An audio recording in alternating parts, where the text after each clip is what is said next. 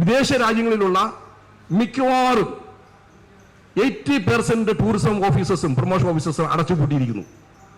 ഞങ്ങളൊക്കെ ഇപ്പോൾ ഈ നാഷണൽ സെമിനാറിലൊക്കെ വീണ്ടും വീണ്ടും വീണ്ടും പറയുന്നുണ്ട്, നാഷണൽ അസോസിയേഷൻസ് ഒക്കെ പറയുന്നുണ്ട്, ഒരു മാറ്റമില്ല. അടച്ചുപൂട്ടിയിട്ട് എംബസി വഴി ടൂറിസം പ്രൊമോട്ട് ചെയ്യാനാണ് പറയുന്നത്. എംബസിയിലുള്ളവരുടെ കാര്യം എന്താ? അവർക്ക് അത് തന്നെ ചെയ്യാനുള്ള സമയമില്ല, അവർക്കൊരു താല്പര്യവുമില്ല. ഇത് ഇന്റർനാഷണൽ സംഭവിച്ചുകൊണ്ടെങ്കിൽ നേരിട്ട് കണ്ട് അനുഭവിക്കുന്ന കാര്യമാണ് പറയുന്നത്. അതുപോലെ എനിക്ക് തോന്നിയാണ് അങ്ങനെ സംഭവിക്കാതിരിക്കാൻ വേണ്ടി പറയുന്നത്.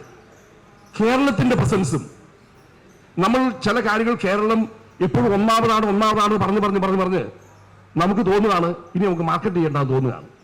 അങ്ങനെ സംഭവിച്ചുകൊണ്ടിരിക്കുന്നു, അല്ലെങ്കിൽ തുടങ്ങി വെച്ചിരിക്കുന്നു. ഞാനതിനെ കൂടുതലായി എന്ന് ഞാൻ പറയുന്നില്ല, അത് തുടങ്ങിയിരിക്കുന്നു എന്ന് സാറിന് അറിയാവുന്നതാണ്. സാറിന്റെ കാലത്തൊക്കെ എത്രയോ സ്ഥലങ്ങളിൽ പോയിട്ടുള്ളതാണ്. അത് ഈ അടുത്തിടയ്ക്കായിട്ട് അത് എത്രയും വേണമോ എന്നൊരു ചിന്ത ഒരുപക്ഷെ ഈ മാർക്കറ്റിങ്ങിന് പൈസ മാറ്റി വയ്ക്കും, പണമില്ലാത്തതുകൊണ്ടായിരിക്കാം ഒരുപക്ഷെ ഇത്രയും പൈസ മാർക്കറ്റിങ്ങിന് മാറ്റി വെക്കണമോ എന്നുള്ള സംശയത്തിന്റെ പേരിലാകാം, പൈസ ഇല്ലാത്തതുകൊണ്ടും ആകാം. അതുകൊണ്ടാണ് ഞാൻ ആദ്യം പറഞ്ഞത് ഇത്ര ശതമാനം വേണ്ടി മാറ്റി വെക്കണം. ഞാൻ ആദ്യം പറഞ്ഞത് അതുകൊണ്ടാണ് പറഞ്ഞത്.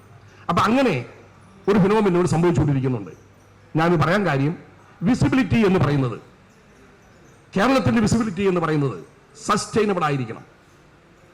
അതിന് നമുക്ക് ബിസിനസ് ഉണ്ടെങ്കിലും ബിസിനസ് ഇല്ലെങ്കിലും കോവിഡ് ആണെങ്കിലും മഹാമാരി ആണെങ്കിലും നമ്മൾ ചെയ്തുകൊണ്ടിരിക്കുന്ന കാര്യം ചെയ്തുകൊണ്ടേയിരിക്കണം.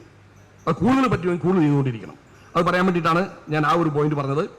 ഇനി ഈ ടൂറിസത്തിലേക്ക് വരുമ്പോൾ പലപ്പോഴും ഞാനിപ്പോൾ ഇന്റർനാഷണൽ ടൂറിസം പറഞ്ഞുകൊണ്ട് നിങ്ങൾ വിചാരിക്കരുത് ഞാൻ ഇന്റർനാഷണൽ ടൂറിസത്തെ കുറിച്ച് മാത്രം പറയാൻ വിചാരിക്കുന്നത്. അങ്ങനെയല്ല, ഞാൻ അങ്ങനെ ഒരിക്കലും വിശ്വസിക്കുന്ന ആളല്ല.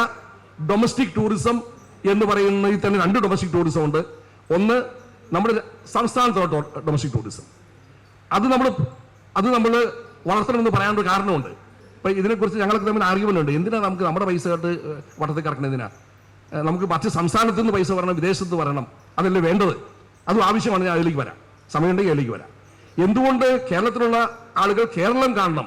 നിങ്ങൾക്കറിയോ എത്ര പേര് ഈ തിരുവനന്തപുരത്തുള്ള എത്ര പേര് വയനാട് കണ്ടിട്ടുള്ള ആളുകളുണ്ടെന്ന് അറിയോ?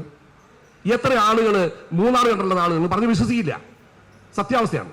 അപ്പൊ ഞാനത് പറയാൻ കാരണം, ഈ നാട് കാണാതെ സമയം ചെലവഴിക്കുന്നതിന് പകരം അവരെവിടെയെങ്കിലും പോകണ്ടേ?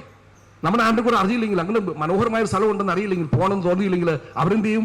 അടുത്ത സംസ്ഥാനത്ത് പോവും, അല്ലെങ്കിൽ അടുത്ത രാജ്യത്ത് പോവും, ശ്രീലങ്കയിൽ പോവും, അല്ലെങ്കിൽ തായ്ലൻഡിൽ പോവും. അപ്പൊ അതുകൊണ്ട് നമ്മുടെ പണം പുറത്തു പോകാതിരിക്കാൻ വേണ്ടിയിട്ടും അതേസമയത്ത് ഇവിടെ ഈ ഫെസിലിറ്റീസ് ഉള്ളതുകൊണ്ട് ഉപയോഗിക്കണം. അതുകൊണ്ടാണ് ഈ ഇന്റേണൽ സംസ്ഥാനത്തിന്റെ ടൂറിസം വേണമെന്ന് പറയുന്നത്.